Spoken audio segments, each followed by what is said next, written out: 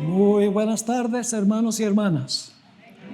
Es un placer verles acá para nuestra sesión número 3 de esta clase ancla sobre las 28 doctrinas fundamentales de la Iglesia Adventista. El título que le hemos dado es Lo que Jesús dijo a los cristianos del Nuevo Testamento.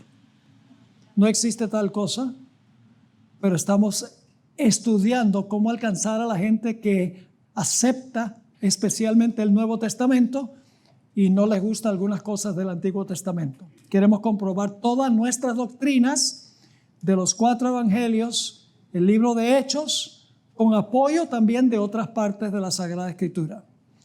El título del tema que vamos a estudiar esta tarde es Lo que Jesús dijo sobre la deidad. Vamos a tener una oración y entramos de lleno a nuestro tema. Padre, imploramos tu presencia ahora al abrir tu santo libro. Ilumina nuestras mentes, abre nuestros corazones. Queremos decir como Samuel, habla, Señor, que tu siervo oye. Gracias por escucharnos. Te lo pedimos en el nombre precioso de nuestro amante Salvador Jesús. Amén. Estamos en la página 41 de nuestro manual y nuevamente repito, el tema es lo que Jesús dijo sobre la deidad. Y vamos a seguir el material tal cual está escrito en el manual. Prácticamente todas las religiones paganas de la antigüedad creían en la existencia de múltiples dioses. En contraste con las religiones paganas, el judaísmo era una religión firmemente monoteísta, que hay un solo Dios. La Shema, que se encuentra en Deuteronomio 6 y el versículo 4, se convirtió en el mantra o en el tema central en todas las sinagogas hasta el día de hoy. El programa de la sinagoga comienza con la Shema. Jehová, nuestro Dios, uno es. Cuando nació el cristianismo, sus adherentes tuvieron la difícil tarea de explicarle a los judíos monoteístas cómo el Padre y el Hijo son dos personas, pero igualmente Dios. El problema se agravó aún más cuando los cristianos enseñaron que el Espíritu Santo también es Dios. Si el Padre es Dios, si el Hijo es Dios y si el Espíritu Santo es Dios, ¿acaso entonces no hay 3 dioses? ¿No sería esto una blasfemia de primer orden? ¿No sería esto semejante al paganismo? La iglesia primitiva luchó con este problema. En los primeros siglos de la historia de la iglesia cristiana, surgieron múltiples movimientos heréticos, cada uno de los cuales buscaba explicar cómo puede haber 3 personas en la deidad, pero un solo Dios. Por ejemplo, los ebionitas enseñaron que Jesús nació como un mero ser humano y en su bautismo fue adoptado como miembro de la deidad. Este concepto creaba muchos problemas adicionales, entre las cuales estaba que si Jesús fue adoptado como Dios, entonces era un Dios inferior al gran Dios que lo adoptó. Jesús sería solo un Dios honorario, en otras palabras. Así que no resolvió el problema. Otra herejía se conocía como el modalismo o el sabelianismo, que viene de un personaje llamado Sabelio. Él enseñaba que la deidad se compone de una sola persona. Y esa persona se ha manifestado en 3 formas. Se manifestó en el Padre, como Padre en el Antiguo Testamento, como Hijo en el Nuevo Testamento y como el Espíritu Santo en el periodo de la historia de la iglesia cristiana. Pero eran tres formas en que una sola persona se manifestó. Luego tenemos el arrianismo, que viene de una persona que se llamaba Arrio. Según los enemigos de Arrio, él enseñó que Jesús fue el primer ser creado por el Padre. Por lo tanto, según ellos, según Arrio y hoy en día los testigos de Jehová, dicho sea de paso, Jesús no es eterno Dios, que es según su concepto, en el sentido más pleno de la palabra, sino para ellos Jesús es un Dios, como mencioné los testigos de Jehová. Este punto de vista crea problemas aún más severos. ¿Por qué? Porque entonces tenemos un Dios mayor y un Dios menor. Porque los testigos de Jehová en la versión del Nuevo Mundo dice que el verbo era un Dios. Pero un Dios creado no puede salvar porque no puede dar vida eterna. Así que la solución que daba Arrio, según los que escribieron en cuanto a él, no era una solución, sino que creó problemas peores. El Islam y el judaísmo son religiones firmemente monoteístas. El cristianismo también afirma que es monoteísta. El cristianismo enseña que Dios es uno, que no hay tres dioses, hay un Dios. Pero el cristianismo tiene una comprensión distinta que la que tienen otras religiones. Alguno dirá, pastor, no es una necedad matemática decir que 1 más 1 más 1 es igual 1. Porque si son tres personas, ¿cómo pueden ser un solo Dios? Por esta razón, muchos, inclusive en la iglesia adventista, han abandonado la idea de que hay Padre, Hijo y Espíritu Santo. Desde el principio, quiero decirles, como les mencionaba en la sesión de esta mañana, que personalmente no me gusta la palabra Trinidad. Creo en tres personas.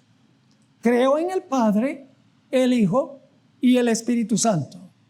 ¿Por qué no me gusta la palabra Trinidad? Porque viene con mucha connotación católica. Esa palabra tiene su origen en el catolicismo. Es como la palabra mencionaba esta mañana, la palabra obispo. Nosotros no le decimos los pastores obispos, porque viene con esa connotación católica. No le decimos a la Santa Cena la Eucaristía. Es una palabra muy bonita, significa dar gracias. Jesús levantó las manos y dio gracias en la Santa Cena.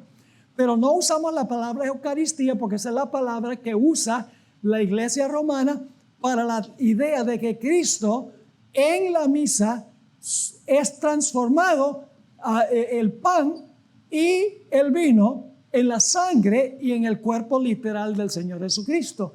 Y por eso no usamos la palabra, aunque es una palabra muy buena. Por eso me gusta usar la palabra bíblica, que es la palabra deidad, para hablar de las tres personas. Lo mismo podríamos decir hoy en día del arco iris. ¿Cuántos creen que el arco iris es muy bonito? Pero Satanás ha secuestrado el arco iris. Y ya uno no puede hacer nada con un arco iris, porque la connotación ha cambiado. Lo mismo el uso de la palabra Trinidad. Recalco, creo en tres personas, en la deidad, Padre, Hijo y Espíritu Santo. Pero debemos usar la terminología bíblica. Estamos en la página 43. Hay numerosos textos en el Antiguo y el Nuevo Testamento que subrayan la unidad de Dios. Vamos a hablar primero de la unidad de Dios, que Dios es uno. Examinemos algunos de estos. Les mencioné la Shema, la confesión central hasta el día de hoy en las sinagogas judías. Deuteronomio 6:4 dice: Oye Israel, Jehová nuestro Dios, Jehová uno es. Es la declaración monoteísta por excelencia. El libro de Isaías hace varias referencias a la unidad de Dios. Sin embargo, el propósito de estos textos no es decir que Dios es numéricamente uno, sino está enfatizando que Dios se distingue de todos los dioses paganos. Noten lo que dice Isaías 44, el versículo 6, y luego vamos a leer el versículo 8. Así dice Jehová, Rey de Israel, y su Redentor, Jehová de los ejércitos. ¿Cuántos hay ahí? Hay dos ahí. Así dice Jehová, Rey de Israel, y su Redentor, Jehová de los ejércitos. Hay dos Jehová. Más adelante vamos a ampliar ese punto. Versículo 8. No temáis, ni os amedrentéis. ¿No te lo hice oír desde la antigüedad y te lo dije? Luego vosotros sois mis testigos. No hay Dios sino yo. No hay fuerte, no conozco ninguno. ¿Cuántos dioses verdaderos hay en contraste con todos los dioses paganos? Hay un solo Dios, pero tenemos que entender el significado de la palabra uno. Y a eso vamos a ir en unos momentos. Noten Isaías 45, 21 y 22. Isaías 45, 21 y 22. Proclamad y hacedlos acercarse y entren todos en consulta. ¿Quién hizo oír esto desde el principio y lo tiene dicho desde entonces, sino yo Jehová? No hay más Dios que yo, Dios justo y salvador, ningún otro fuera de mí. Versículo 22. Mirad a mí y sed salvos todos los términos de la tierra, porque yo soy Dios y no hay más. ¿Cuántos dioses hay según la Biblia? Hay un solo Dios. La Biblia es clara. Isaías es claro en cuanto a este asunto. Pero tenemos que entender lo que significa la palabra uno. No está hablando en términos matemáticos cuando dice que Dios es uno. Está hablando en términos de relación de personas. Ya veremos eso. Jesús estuvo de acuerdo con la unidad de Dios, como lo describe el Antiguo Testamento. Una vez vino un rabino a Jesús que le preguntó cuál era el más grande de todos los mandamientos. Y fíjense lo que respondió Jesús en Marcos 12, el versículo 29, y luego vamos a leer el versículo 32. Jesús repitió la Shema cuando le preguntaron.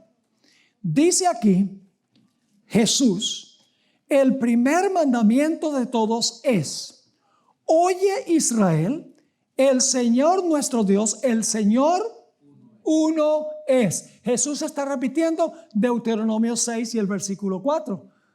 Entonces no somos solo cristianos del Nuevo Testamento, porque lo del Nuevo Testamento viene del Viejo Testamento o del Antiguo Testamento. Y luego dice en el versículo 32, entonces el escriba le dijo: bien, maestro, verdad has dicho, que uno es Dios y no hay otro fuera de él. ¿Está claro? Jesús creía en un solo Dios. No cabe duda, Jesús lo dijo citando la Shema. En Juan 10, el Señor Jesucristo fue aún más explícito. Allí el Señor Jesucristo entabló una conversación con los judíos y dijo algo que los enojó. Recogieron piedras para tirárselas por lo que dijo él. ¿Qué dijo Jesús? En Juan 10 y el versículo 30, Jesús dijo: yo y el Padre uno somos. Dos, pero uno. Uno más uno, uno. Pero no está hablando matemáticamente, numéricamente. Está hablando en términos de la relación entre el Padre y el Hijo. Refiriéndose a sí mismo. Entonces el Señor Jesucristo dijo en Juan 10:30, yo y el Padre, uno somos.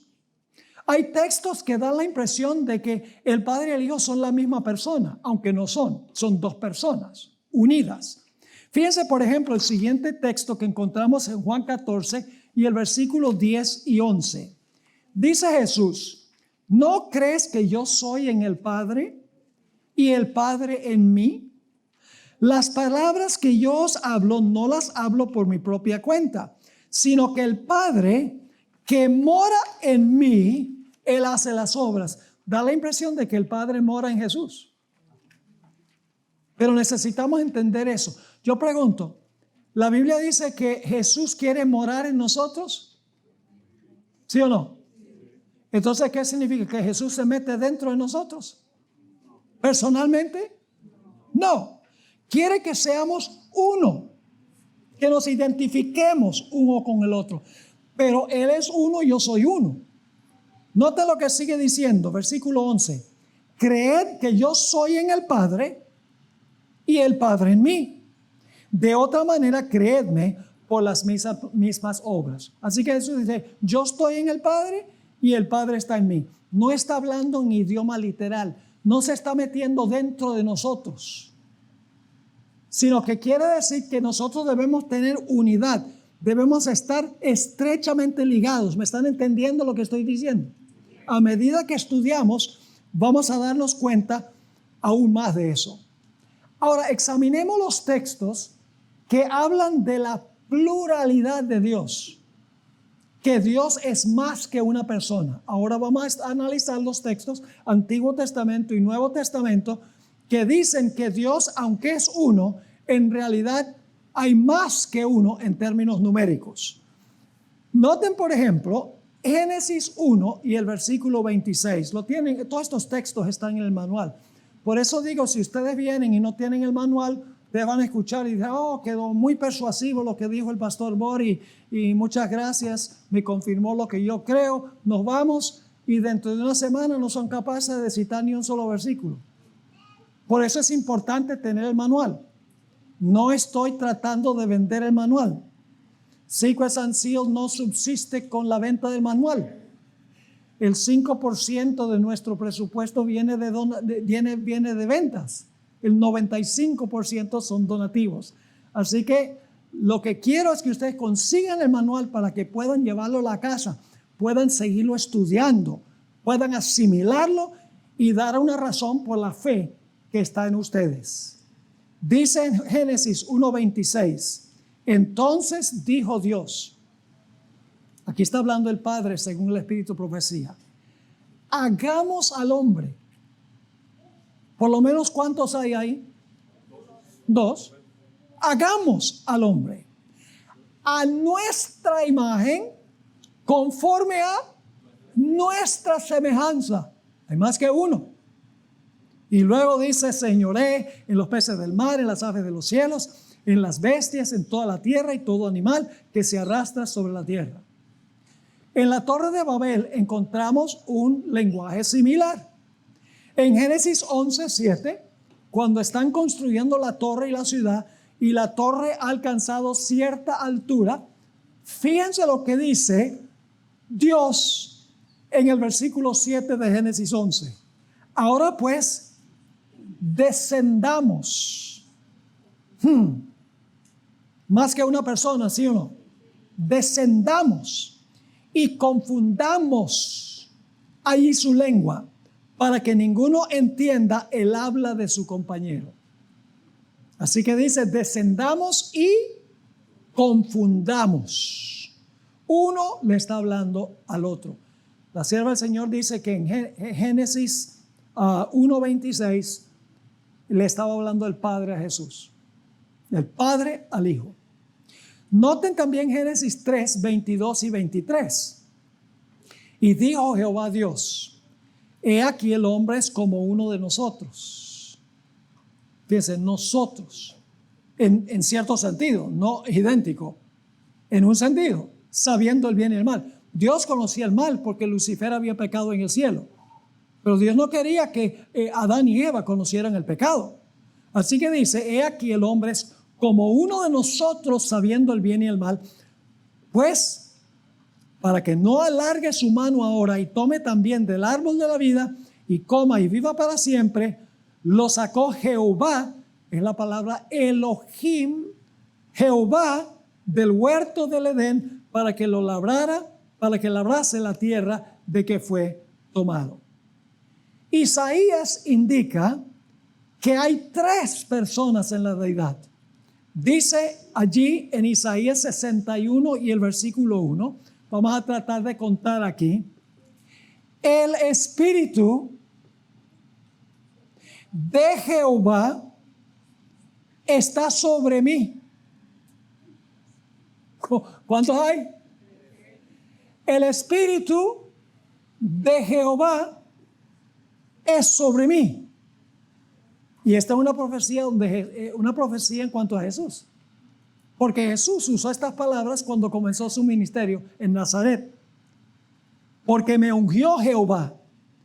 Me ha enviado a predicar buenas nuevas a los abatidos, a vendar a los quebrantados de corazón, a publicar la libertad a los cautivos y a los presos apertura de la cárcel.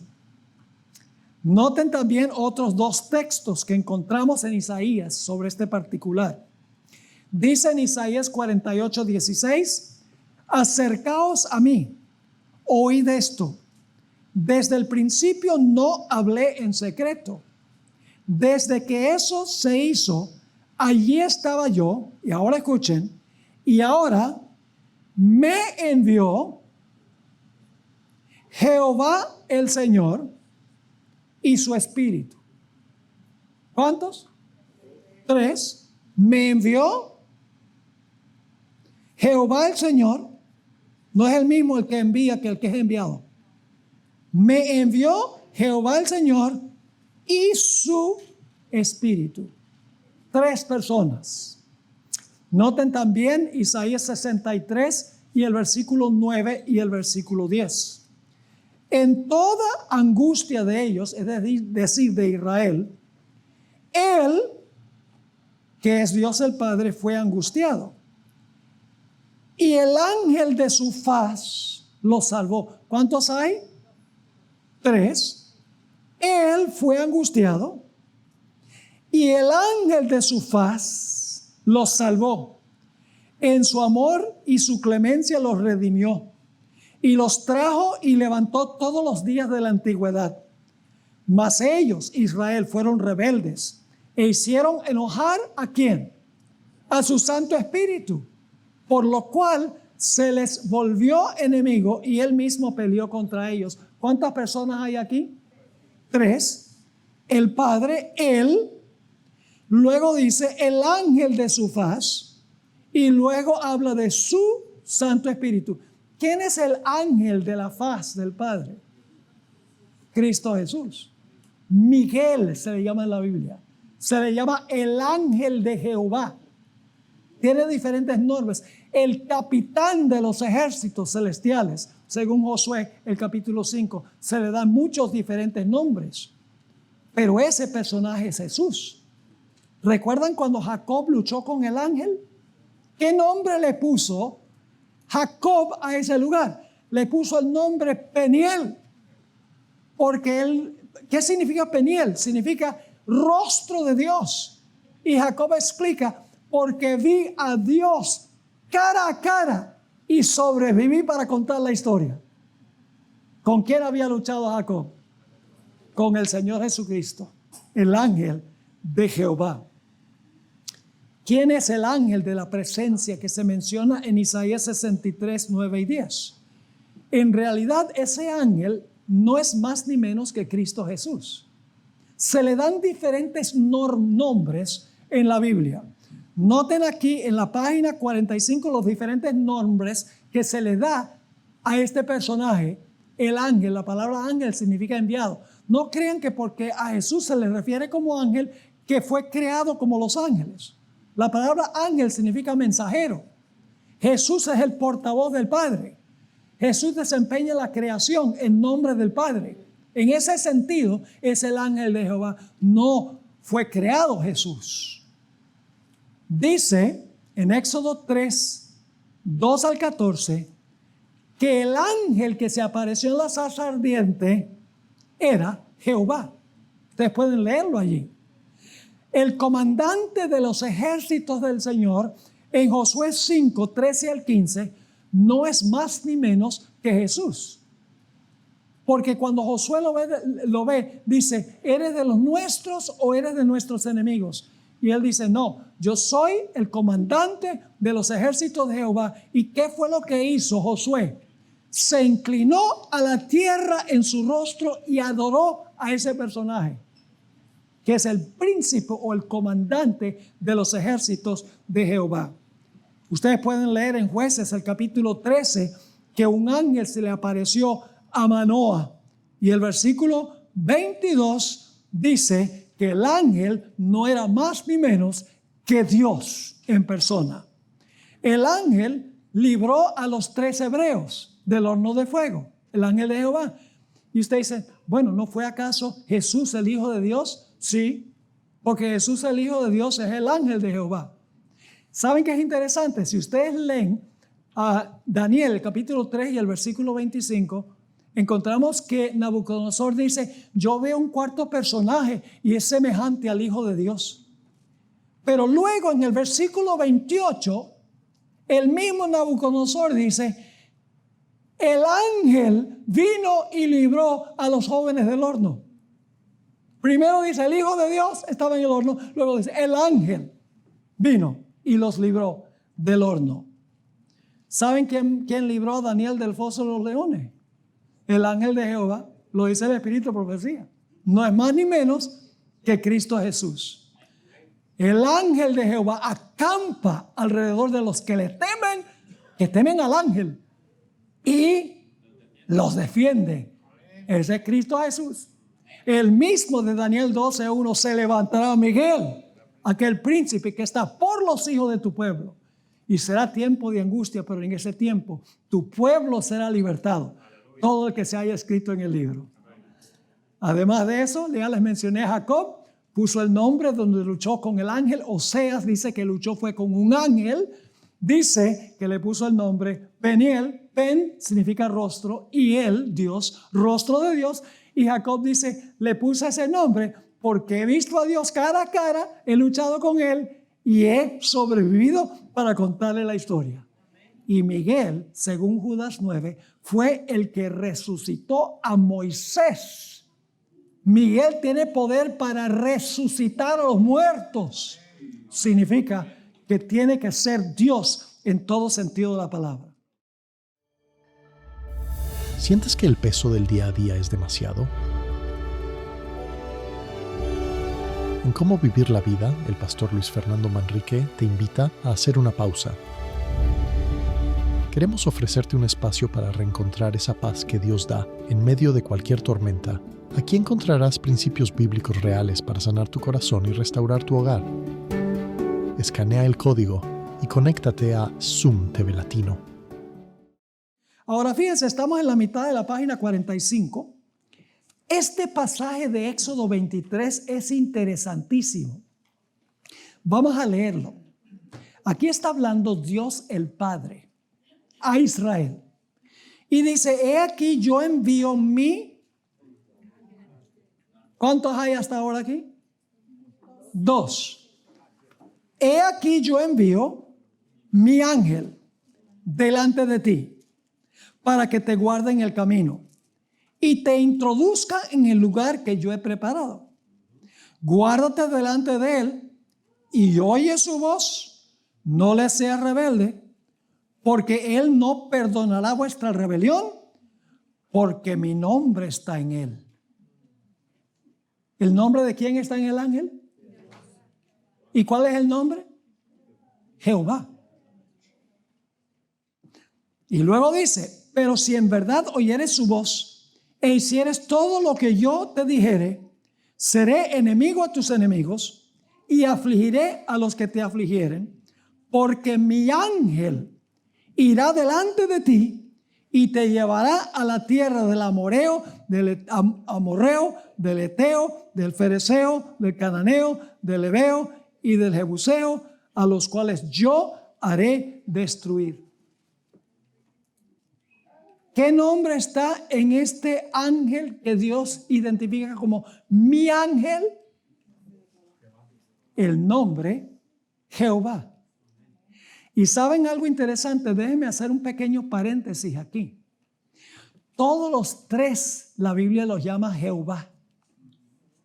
Los tres tienen el mismo nombre, Jehová. ¿Han notado la fórmula bautismal? ¿Saben que en el libro de Hechos de los Apóstoles dice que el bautismo tiene que ser en el nombre de Jesús? Todas las referencias en Hechos dice que hay que bautizar en el nombre de Jesús. La única excepción es la fórmula bautismal donde dice que hay que bautizar en el nombre del Padre, el Hijo y el Espíritu Santo. ¿Cómo reconciliamos eso? Es muy sencillo. En Mateo 28, la palabra nombre está en singular. Bautizándolos en el nombre, no en los nombres. En la fórmula bautismal no están los nombres, porque la palabra Padre no es nombre, Hijo no es nombre, ni Espíritu Santo es nombre. ¿Saben qué nombre tienen los tres en común? Jehová, porque los tres son Dios. Así que cuando se bautiza en el nombre de Jesús, la palabra Jesús significa Jehová salva. El Padre salva, el Hijo salva y el Espíritu Santo también salva, según el testimonio de la Biblia. Ahora vamos al Nuevo Testamento, porque ustedes saben que hay muchos cristianos que son del Nuevo. Ahora vamos entonces al Nuevo Testamento. Empecemos en Mateo 3, 16 y 17 para ver si también el Nuevo Testamento dice que hay tres. En el bautismo de Jesús dice allí en Mateo 3, 16 y 17 lo siguiente. Y Jesús, ahí hay uno, después que fue bautizado, subió luego del agua y he aquí los cielos le fueron abiertos y vio al, número 2, al Espíritu de Dios que descendía como paloma y venía sobre él. Y hubo una que, aquí viene un tercero, una voz de los cielos que decía, este es mi Hijo amado en quien tengo complacencia. ¿Cuántos hay? 3. Noten Juan 14, 16. Juan 14, 16. La Biblia es clara en cuanto a este punto. Que hay un solo Dios. Ya vimos los textos. Pero un solo Dios se compone de 3 personas. Y ya más adelante vamos a ver cómo es posible que 1 más 1 más 1 sea igual a 1. Matemáticamente no funciona. Nota lo que dice Juan 14, 16. Y yo, ese es 1, rogaré al Padre, 2, y os dará otro consolador, 3, para que esté con vosotros para siempre. También encontramos en Juan 15, 26 la misma idea. Dice, pero cuando venga el Consolador, 1, a quien yo os enviaré, 2, del Padre, 3, el Espíritu de verdad, el cual procede del Padre, Él dará testimonio acerca de mí. Nuevamente, 3. Noten Gálatas 4 y el versículo 6. El Nuevo Testamento concuerda con el Antiguo. Noten Gálatas 4, 6. Por cuanto sois hijos, Dios, 1, envió a vuestros corazones el Espíritu, 2, de su Hijo, 3, el cual clama, Abba, Padre. Y luego tenemos la fórmula bautismal. Más claro no canta un gallo. A las 3 de la mañana. Saben que hay personas que dicen, no, la fórmula bautismal, eso llegó y se insertó en la Biblia en el concilio de Nicea, en el año 325, no es parte del texto original. Pues la hermana White tiene 20 citas donde dice que sí es original. Es más, en una cita la hermana White dice, mientras estas palabras estaban en los labios de Jesús, ascendió.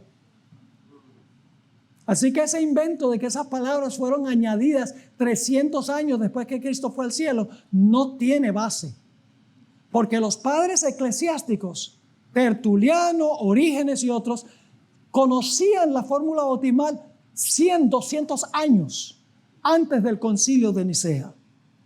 Ahora fíjense entonces lo que dice aquí en Mateo 28, 19 y 20. Por tanto, id y haced discípulos a todas las naciones, bautizándolos en el nombre, no dice los nombres, los tres tienen el mismo nombre, en el nombre del Padre, del Hijo y del Espíritu Santo. Esos no son nombres. Padre no es un nombre, Hijo no es un nombre, Espíritu Santo no es un nombre. El nombre que tienen en común es el nombre Jehová, que significa Jehová salva. Jesús significa Jehová salva, porque los tres están involucrados en el proceso de la salvación. Noten 2 Corintios 13, 14. Es la bendición final del apóstol Pablo aquí en 2 Corintios. La gracia del Señor Jesucristo, 1. El amor de Dios, 2. Y la comunión del Espíritu Santo, 3. Sean con todos vosotros. Amén. 1 Corintios 12, 4 al 6. El Nuevo Testamento está lleno de esto. Dice el apóstol Pablo, ahora bien hay diversidad de dones, pero el Espíritu es el mismo. Y hay diversidad de ministerios, pero el Señor es el mismo. Y hay diversidad de operaciones, pero Dios, que hace todas las cosas en todos, es el mismo. Noten lo que dice 1 Pedro 1, 1 y 2. Pedro, apóstol de Jesucristo, a los expatriados de la dispersión en el Ponto, Galacia, Capadocia, Asia y Bitinia, elegidos según la presencia, ahora escuchen, de Dios Padre, en santificación del Espíritu, 2, para obedecer y ser rodeados con la sangre de Jesucristo, 3. Note lo que dice en Apocalipsis 1, 4 y 5. No sé si es necesario leer todas estas citas. Está repleto el Nuevo Testamento con esto. Noten Apocalipsis 1, 4 y 5. Juan a las 7 iglesias que están en Asia. Gracia y paz a vosotros. Del que es y que era y que ha de venir. Número 1. Y de los 7 espíritus. Ahora escúcheme bien. No hay 7 Espíritus Santos. 7 significa plenitud, ¿ok? Así que dice, el que es y que era y que ha de venir, y de los 7 espíritus, número 2, que están delante de su trono, y de Jesucristo, el testigo fiel. 3. Nota en Efesios 2:18, porque a través de él, de Jesús, los unos y los otros tenemos entrada por un mismo espíritu, 2, al Padre, 3. Yo pregunto, ¿Jesús es plenamente Dios? Sí. Hay más que una persona en la deidad, pero son uno en un sentido especial. Noten lo que dice aquí en Juan 1, 1 al 3. En el principio era el verbo, y el verbo era con Dios. Yo pregunto, si el verbo está con Dios, ¿el verbo es la misma persona?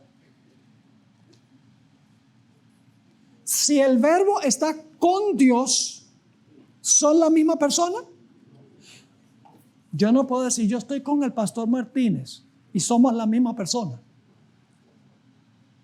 ¿Es así o no es así? Claro. Sigue diciendo, el verbo era con Dios y el verbo era Dios. Este era en el principio con Dios.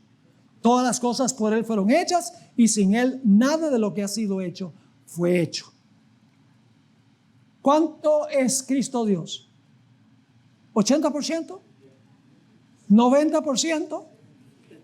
¿99%? Jesús es 100% Dios. Si no fuera 100% Dios, no nos podía salvar. Solo Dios podría salvar. Noten Juan 6 y el versículo 46. No que alguno haya visto al Padre, sino aquel que vino de Dios. Eso indica que hay una segunda persona. Este ha visto al Padre.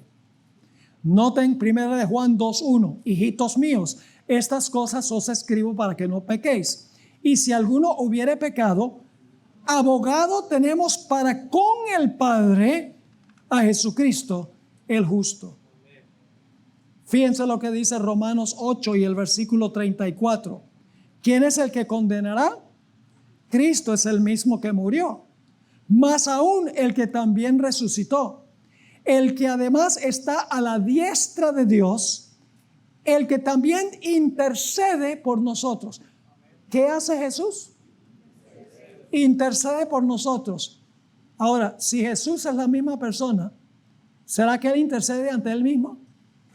Ay, yo voy a interceder ante mí mismo. No, si está intercediendo por nosotros ante otra persona, claramente. Así que 1 más 1 más 1 igual 1. Y usted dice, pastor, ¿cómo explicamos eso? Matemáticamente es imposible, pero no relacionalmente. ¿Ve? Hay textos que dicen que Dios es uno. Hay textos que dicen que Dios son 3 personas. ¿Cómo reconciliamos que 3 es igual a 1?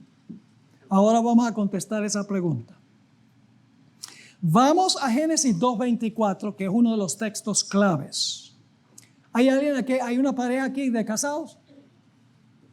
¿Están casados ustedes? Oh, muy bien. ¿Cuántos creen ustedes que son ellos? ¿2 o 1? Vamos a tomar un voto, pues creemos en la democracia. ¿Cuántos ven a esta pareja? Pónganse de pie un momentico para que todos lo puedan ver. ¿Son 2 o son 1? ¿Cuántos dicen que son 2? Levanten la mano. ¿Cuántos dicen que son 1? Levanten la mano. Oye, pero los mismos que levantaron la mano para uno, levantaron la mano para el otro también. Pueden sentarse. Todo depende de cómo lo miren. Dice en Génesis 2:24, por tanto dejará el hombre a su padre y a su madre, y se unirá a su mujer, y serán una sola carne. 1 más 1 igual 1. ¿Cómo es eso, pastor? Que 1 más 1 es igual 1. Noten Génesis 11, 6 y 7. Ya lo leímos, pero vamos a leerlo de nuevo. Y dijo Jehová, he aquí el pueblo es uno. Los que estaban construyendo la torre de Babel, ¿cuántos eran? 1. O sea, una sola persona construyó la torre de Babel. No. ¿Qué significa la palabra 1 aquí? Que el pueblo es 1. Significa que estaban unidos en su propósito. Es decir, la palabra 1 se refiere a unidad. El esposo y la esposa deben estar unidos. En ese sentido son 1, pero son 2 personas. ¿Me están entendiendo o no? Ahora, fíjense, la Shema, oye Israel, Jehová nuestro Dios, Jehová uno es. Ahora, ¿saben que Jesús citó el texto de Génesis 2:24 que nosotros leímos? Pero Jesús le agrega algo que no está en Génesis. Y Jesús fue el creador. Él tiene el derecho de agregarle lo que Él quiere. Fíjense lo que dice Mateo 19, 4 al 6. Él respondiendo les dijo, ¿no habéis leído que el que los hizo al principio, varón y hembra los hizo? Y dijo, por esto el hombre dejará padre y madre, se unirá a su mujer y los dos serán una sola carne. Y ahora fíjense, así que no son ya más 2. Esta pareja ya no son 2. Debe ser que estoy viendo doble. Ya no son 2. Así que dice, ya no son 2, sino una sola carne. Por tanto, lo que Dios juntó, en términos de unidad, ¿verdad? Lo que Dios juntó, no lo separe el hombre. ¿Saben que el apóstol Pablo también se refirió a los creyentes como uno? Todos nosotros somos uno. Y usted ahora, pastor, usted tiene un problema porque está viendo no solo doble, sino mucha gente más. Noten lo que dice Gálatas 3 y el versículo 28.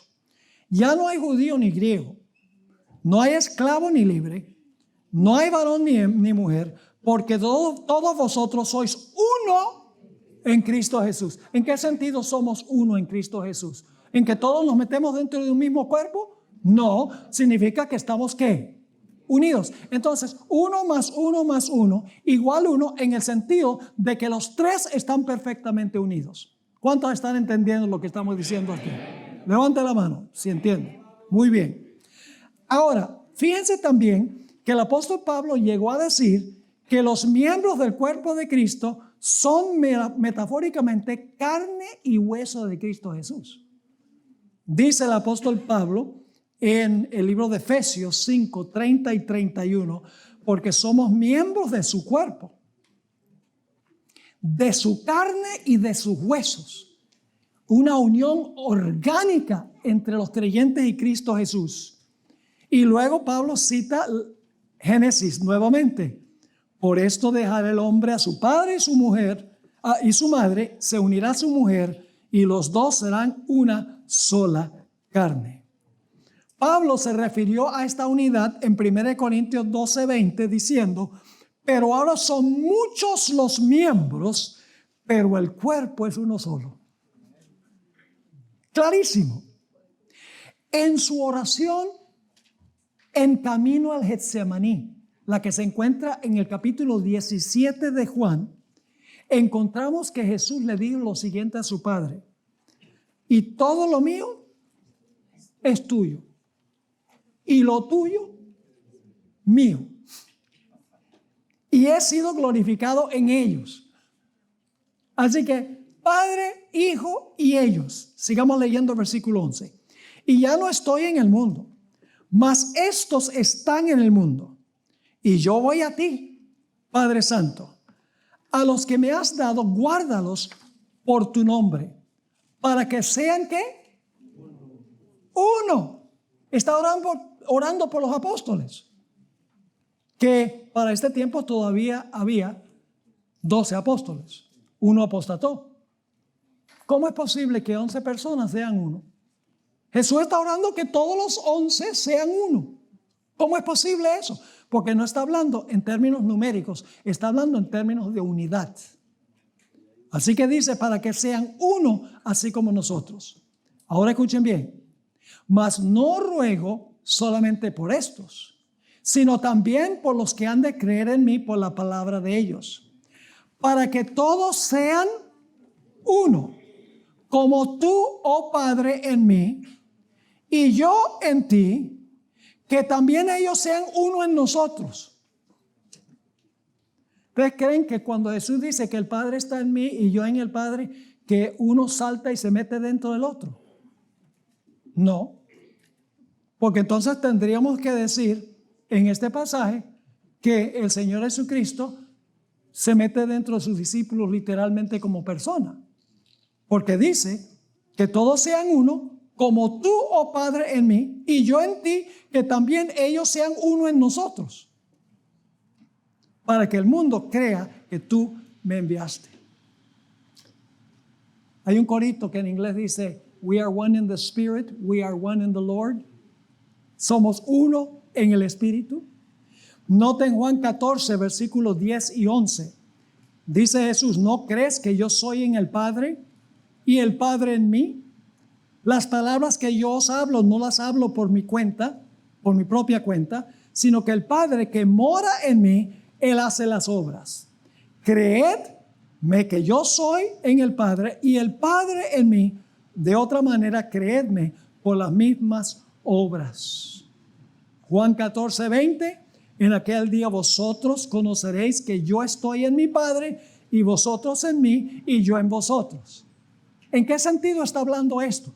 Cuando dice el Padre en mí, yo en el Padre y ustedes, yo en ustedes y ustedes en mí. No está hablando literalmente de que se están metiendo corporalmente en uno y el otro. Significa que están orgánicamente unidos. Están en la misma página, por así decirlo. Pero son un total de 3 personas. En Juan 15, 4 al 7, el Señor Jesucristo dijo, permaneced en mí y yo en vosotros. Como el pámpano no puede llevar fruto por sí mismo, si no permanece en la vid, así tampoco vosotros si no permanecéis en mí. Yo soy la vid, vosotros los pámpanos. El que permanece en mí y yo en él, yo pregunto, cuando Jesús vive en nosotros, ¿Él se mete personalmente dentro de nosotros? No. Está hablando en lenguaje metafórico, en términos de unidad, de intimidad, de una relación estrecha entre personas. Sigue diciendo, versículo 5, yo soy la vid, vosotros los pámpanos, el que permanece en mí y yo en él, este lleva mucho fruto, porque separados de mí nada podéis hacer. Ven la unión orgánica entre la vid y los pámpanos. Versículo 6, el que en mí no permanece será echado fuera como pámpano y se secará, y los recogen y los echan en el fuego y arden. Ahora, ¿qué significa que Jesús habite en nosotros y nosotros en él? ¿Cómo lo hace Jesús? Dice, si permanecéis en mí y mis palabras permanecen en vosotros, pedid todo lo que queréis y os será hecho. ¿Cómo es que Jesús habita en nosotros? Por medio de su ¿qué? De su palabra. Como dice el Salmo 119, tu palabra he escondido en mi corazón para no pecar contra ti. Jesús habita en nosotros a través de su santa palabra. ¿Vamos bien? Esta es una de las doctrinas claves de la Iglesia Adventista del Séptimo Día. Ahora, vamos a concluir alcanzando algunas conclusiones muy importantes. En lugar de referirse a la deidad como la Trinidad, sería mejor referirse como la doctrina de la triunidad. Esa palabra la inventé yo. Triunidad significa tres en unión, tres personas unidas. Son uno e igualmente Dios en pensamiento, en poder, en carácter, en obra, en objetivos, en propósito y planes, pero no uno en persona. Son distinguibles, pero no separables. Son tres de una misma clase y solo tres personas pertenecen a esa clase que se llama Dios. Todos son miembros de la misma familia y su apellido es Dios. Al igual que mi familia tiene 4 personas y todos son Bor.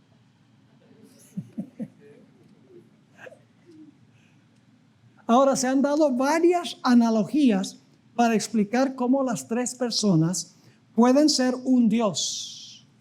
Sin embargo, todas estas analogías, estas comparaciones son, podría decir yo, son inadecuadas.